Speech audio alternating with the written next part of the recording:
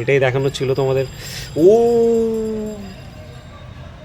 ভাই, এখন যা গরম পড়েছে, লাস্ট দুদিন ধরে কলকাতায় যা গরম পড়েছে, গরমের পর আজকে প্রথম এই সিজনের মেঘ করেছে।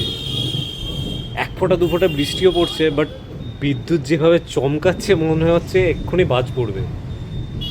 আকাশের মেঘ পুরো ভরে গেছে, আর সেই মেঘের ঝলকানি আর তার সাথে বিদ্যুতের আওয়াজ শুনে তো বেশ ভালোই লাগছে।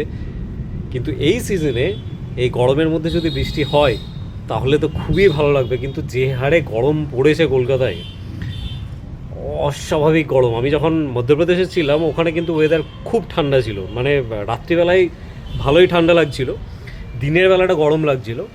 কিন্তু এখানে আসার পর দেখলাম, যখন হাওড়া স্টেশনে নেমেছিলাম, প্রচণ্ড গরম লাগছিল রাত্রি 11টার সময়।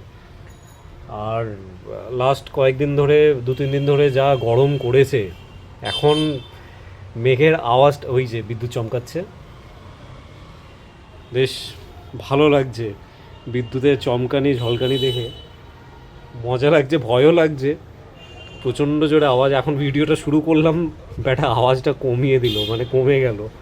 তোমরা হয়তো দেখতে পাচ্ছ না, এক ফোঁটা দু ফোঁটা বৃষ্টি পড়ছে। যদি ঝেঁপে বৃষ্টি হয় তাহলে ওয়েদার খুব ভালো ঠান্ডা হয়ে যাবে, সেটাই ভালো। তো এখন তো এই হচ্ছে মেঘের অবস্থা, আকাশে একটাও তারা দেখতে পাওয়া যাচ্ছে না।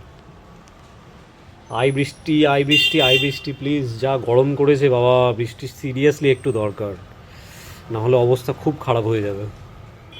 আর কলকাতায় যেভাবে গরম পড়ছে, এই মার্চ মাসে যা গরম পড়েছে, এপ্রিল মে জুন মাসে, এই যে বিদ্যুৎ চমকাচ্ছে, এপ্রিল মে জুন মাসে যে গরমে কী অবস্থা হবে মনে হয় যে প্রেশার কুকারে ঢুকে গেছে।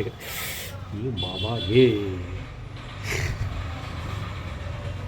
ভয়ও ভয়ও করছে, যেভাবে বিদ্যুৎ চমকাচ্ছে সিরিয়াসলি ভয় করছে।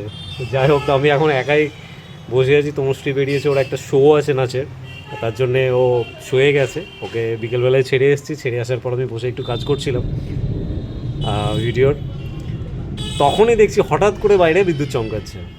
তো এই হচ্ছে বিদ্যুতের চমকানি। এখন অপেক্ষা করি বৃষ্টি হয় কি না, আর যদি হয় তাহলে খুব ভালো কথা। এক দু ফোঁটা তো পড়লো ঠান্ডা ঠান্ডা জল আমার গায়ে।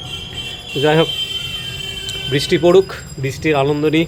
তো এই ভিডিও এটুকুই, এটাই দেখানো ছিল তোমাদের। ও ভাই, টাটা, আমি বৃষ্টির অপেক্ষা করি, টাটা।